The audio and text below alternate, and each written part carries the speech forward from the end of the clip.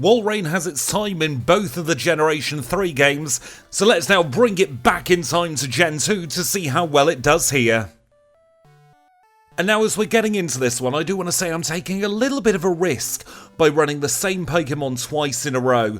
I really don't know what the YouTube algorithm's gonna do with this video, so if you are here and you do enjoy what I'm doing, please do make sure to leave a like, and it is close to Christmas, so if you're unsubscribed, please do consider subscribing as well. Now we're running Walrein again today like we did in the last challenge. This time we're taking it out of its native home and into Generation 2, and as we've seen a lot over the last few months, Water-Ice is a very strong type combination for Johto. So let's look at our stats, and we're level 5 with 23 HP, holding the berry with Powder Snow, Growl and Water Gun. We've got 10 in attack, 11 in defense, 12 in special attack, 11 also in special defense, and 9 in speed. Those are the stats we're running with for the beginning of the challenge. We'll get the graphics up and the challenge underway. Now, starting with Water Gun and Powder Snow is going to be a huge leg up. We don't have to worry about not having stab at the beginning of the challenge. That does also mean, though, that we have to give the rival the Totodile line. Water Gun would be super effective against the Cyndaquil line, Powder Snow would be super effective against the Chikorita line, so we are going to be running with a neutral type matchup. We're both as bad as each other against each other, except Powder Snow can freeze, and that means we get through the Totodile with the greatest of ease. We learn Encore at level 7 and we defeat the rival for the first time, and now we'll make our way into our first gym together. This is Faulkner's Flying type gym. He is of course a Flying type specialist who leads with Pidgey that's already gone down. Pidgeotto's going to go down in much the same way, courtesy of Ice Ball. We grow to level 16 and we get our first badge, the Zephyr badge, in 704. But we have already done Sprout Tower. Bugsy's the second gym leader, a bug-type specialist who leads with Metapod. It's going to be a two-shot on the Metapod with Ice Ball. Ice Ball then misses against the Kakuna, but that's no issue, it's super effective against Scyther. We rebuild it, we don't get poisoned, and then we one-shot the Scyther, we grow to level 22, and we defeat Bugsy in 12 minutes and 50 seconds. That's one of our quickest times between Falkner and Bugsy, actually, so let's see if we can keep this quick pace going as we encounter our second rival battle. This time he's going to lead with Ghastly. And we've got issues, we are slower than Ghastly. Spheal is a very strong Pokemon, but it lacks in the speed department.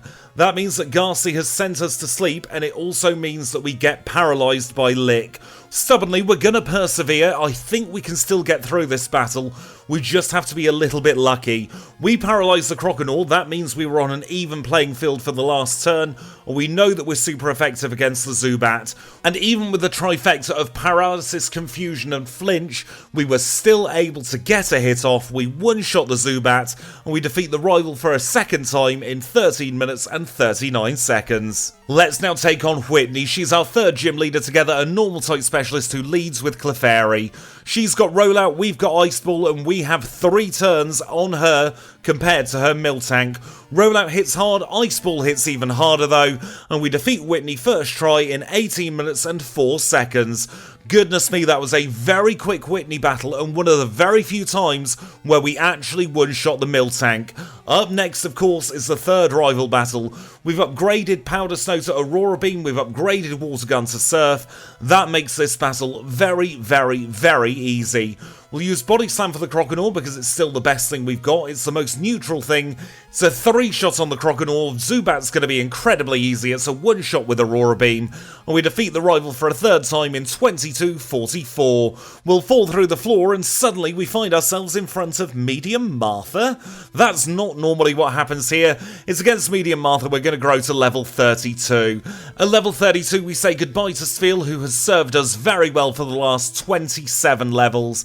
And in its place we're going to get Celio. The awkward middle stage of a 3-stage evolution line will get it for about 10 levels, and it's just in time too for the Morty battle. Morty is a ghost type specialist of course who leads with Ghastly. We'll use Aurora Beam on the Ghastly, we're going to conserve as much Surf PP as possible. We'll use Aurora Beam on Horns number 1, and now it's going to be a 2-shot either way on the Gengar.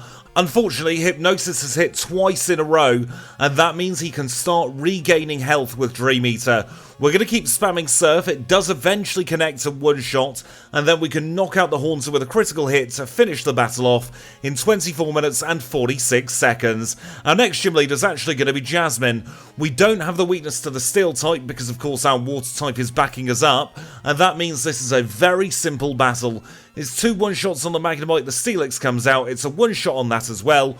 We grow to 36 and we get that extra defensive boost in time for the Chuck battle.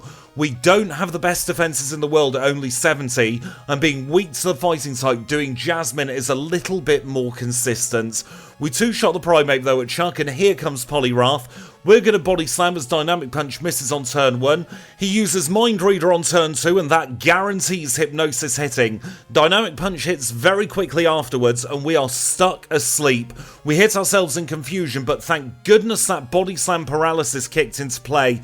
That meant we got through Chuck first time in a very sloppy battle in 30 minutes and 58 seconds. Let's now clean up the battling against Price. He's an Ice type specialist much like us, but his ace is going to be weak to our secondary typing. We've just got to get through the Seal and the Dugong, which is going to be as simple as body slamming them both into next week. And here comes the Piloswine. We'll swap to Surf. It's going to be a one-shot. We say thank you, Price, for a very simple battle in 37 minutes and 39 seconds. And with that, we've got 7 gym badges. Let's make our way into the Goldenrod Underground, where we'll meet the rival for a penultimate time. This time, of course, he's going to lead with Golbat. We'll use Aurora Beam for a nice and easy one-shot to get the battle started. We'll swap to Surf for the Magnemite and take it out in one as well. Haunter comes out to play, we outspeed and we knock it out with Surf. Sneasel Pleasel is 4th up, we'll continue surfing, and surfing is so strong that it one-shots. And the final Pokemon is going to be for Alligator. We paralyse on turn 1, we knock it out on turn 2, and we are just shy of level 44. And in the editing process, that is the most annoying thing. When you are just shy of evolution on a key battle, because it means you then have to do some really funky editing. We do eventually grow to 44 courtesy of this grunt, and we say hello to Walrein. And with that, we can make our way into our final Jotonian gym together. This is Clair's Dragon-type gym, who leads with Dragonair. I don't need to tell you it's going to be 3 one-shots to get this battle going. Stab Ice is more than capable of knocking out all 3 Dragonairs, so we can turn our attention instead to the Kingdra. We're going to use Aurora Beam to take it deep into the yellow. She doesn't even bother to heal. We knock it out on turn 2, and we are through Clair on 0 resets in 50 minutes and 35 seconds. And with that, we've got all 8 Jotonian gym badges acquired. I tell you what I fancy doing, I fancy beating up the rival for one last time. This time he's going to lead with Sneasel, and we've seen how well that's gone for him in the past. It goes down in one shot as we grow to level 51. Magneton's up next, we'll use Surf against that. It's got no special defense, so it goes down. We outspeed Haunter, so it goes down in one as well. Kadabra comes out to play. We'll use Return and knock it out in one, taking advantage of its very low defense. Return's going to be a critical hit one-shot on for Alligator, and then we get to Golbat. We're not even going to choose to use a super effective move. We knock it out in a single Surf, and we have damageless Rival 5. And with that, we're at the Pokemon League. So let's heal up whether we need to or not, and we'll say thank you to the HM friends. So thank you to Kenya, to Abra, to Psyduck, and merci to Paris. You've all been a great help in the Johto region. Get yourselves some well-deserved rest, while Walrein prepares to take on the Pokemon League. And we will of course start by taking a look at our stats. We are level 51 with 203 HP. We're holding the Scamulet coin with Surf, Aurora Beam, Earthquake, and Return. We have 123 in attack, 130 in defense, 139 in special attack, 134 in special defense, and 102 in speed. Those, of course, are the outer battle stats. We'll get a big buff in battle, as we'll see now, against Will. He's our first league member, a Psychic type specialist who leads with Xatu. We one-shot the Xatu and Jinx comes out to play. Return comfortably one-shots her. We grow to 52 and here comes Executor. Aurora Beam comfortably knocks out the Executor, and the next Pokemon is Slowbro. We win the coin toss as it goes for Amnesia instead of Curse, and that means the rest of this battle is very trivial. We've got one more Xatu left to go. It goes down to a single Surf, and we're through Will first try in 55.06. Second up is Koga. He's a poison type specialist who leads with Ariados. We'll drown the Ariados with Surf to begin with, and next up is Venomoth. Turns out Venomoth can't swim either, as we knock that out in one, and neither can the Fortress. I think it must sink rather than float. We grow to 53 as the Muck comes out. we'll use Earthquake against that to knock it out in one. His final Pokemon is Crobat. We've got Aurora Beam. He does outspeed, but he doesn't do any statuses. And we're through Koga in a time of 55 minutes and 38 seconds. Our penultimate league member is Bruno. He's a fighting type specialist who leads with Hitmontop. We get to use the Earthquake strategy against the Hitmontop as it goes underground, and the second one up is Hitmonlee. Returns just about capable of one-shotting Hitmonlee and will take out guaranteed damage with Mach Punch.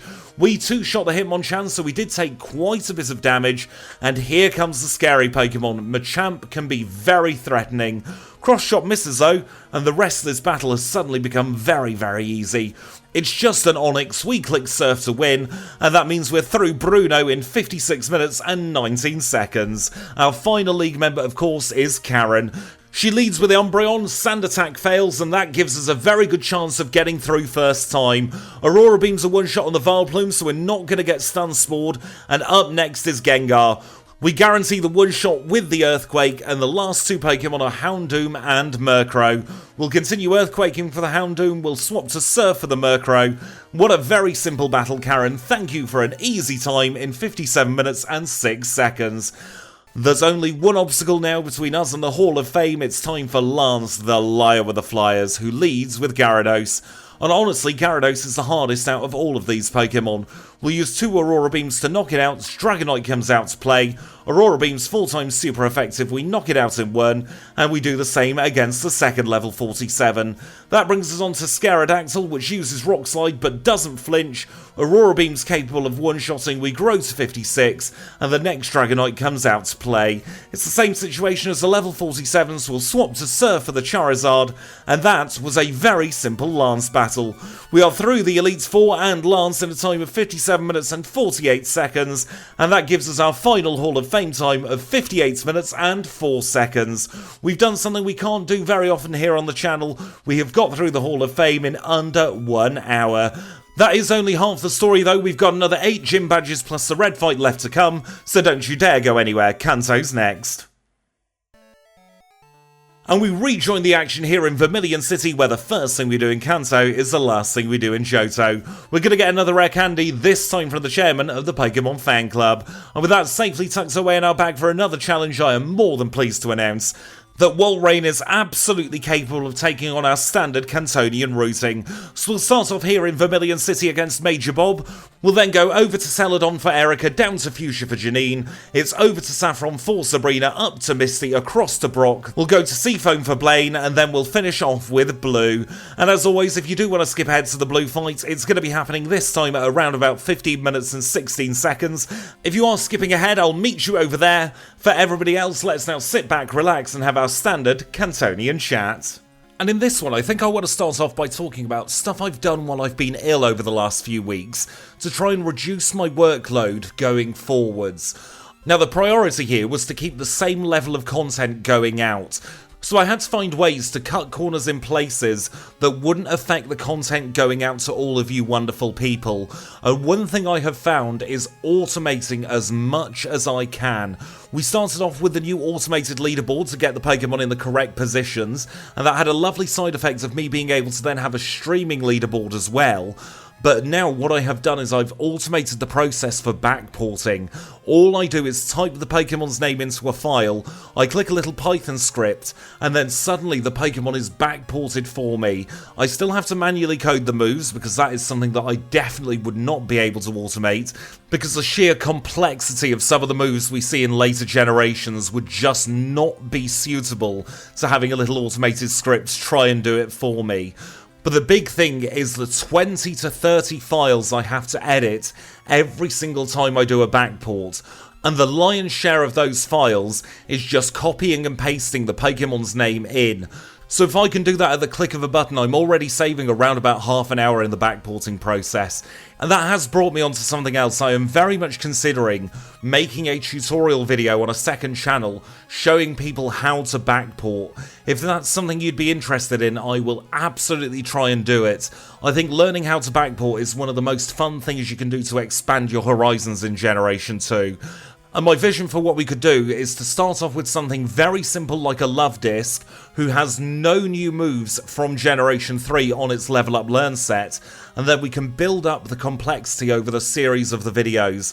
So hypothetically speaking, we could start off with Love Disc, move up to something like Tropius, whose sprite is a little bit more in depth than Love Disc, and it learns a new move, but it has the same move effects as moves already in Generation 2, and then we'll just keep layering and layering, until eventually we end up with some very complex mechanics. As an example, I have just recently learned how to make Mega Evolution a thing in Generation 2, but like with most things when it comes to disassembly, as long as you just layer it piece by piece, you'll be able to solve the problem and it won't be anywhere near as complicated as you first thought, or at least that definitely was the case for Mega Evolution.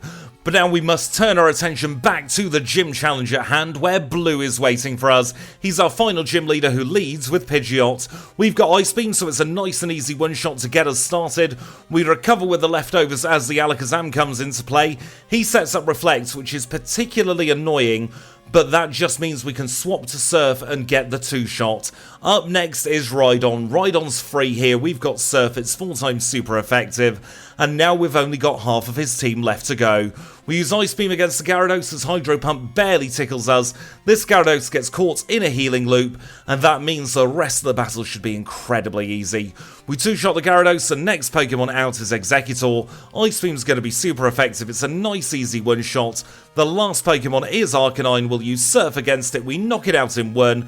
We grow to level 64, and we are through Blue in 1 hour, 13 minutes, and 28 seconds.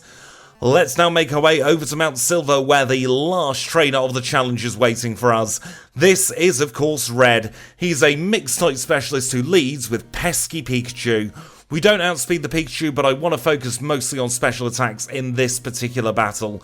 And because we're focusing primarily on special attacks, we don't need to worry about Reflect. We freeze the Peskeon, which is great for us because it gives us a free turn of healing, and now we're on to the Snorlax. We use Ice Beam against the Snorlax, but he doesn't get frozen, and that really is the end of this battle for us here.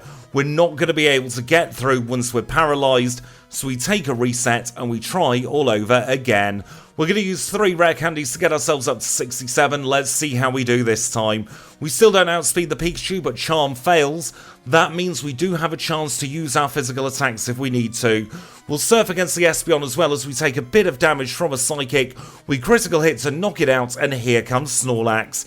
We use Ice Beam, it doesn't freeze on turn 1, it doesn't freeze on turn 2 either, but then we get the luck on turn 3.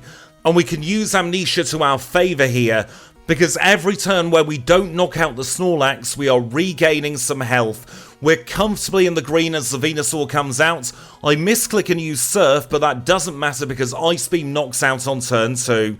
The penultimate Pokemon is Blastoise, and this really is the trickiest of the lot. We don't have anything to hit it very hard, so we're just going to spam our physical moves instead. It's going to be a slog, but we aren't taking too much damage, and we are still going to be well into the green as the final Charizard comes into play. We'll swap to Surf as Flamethrower hits us fairly hard. It's nowhere near enough to knock us out though, and we finish it off in one shot, and we defeat Red in a time of 1 hour, 16 minutes, and 32 seconds.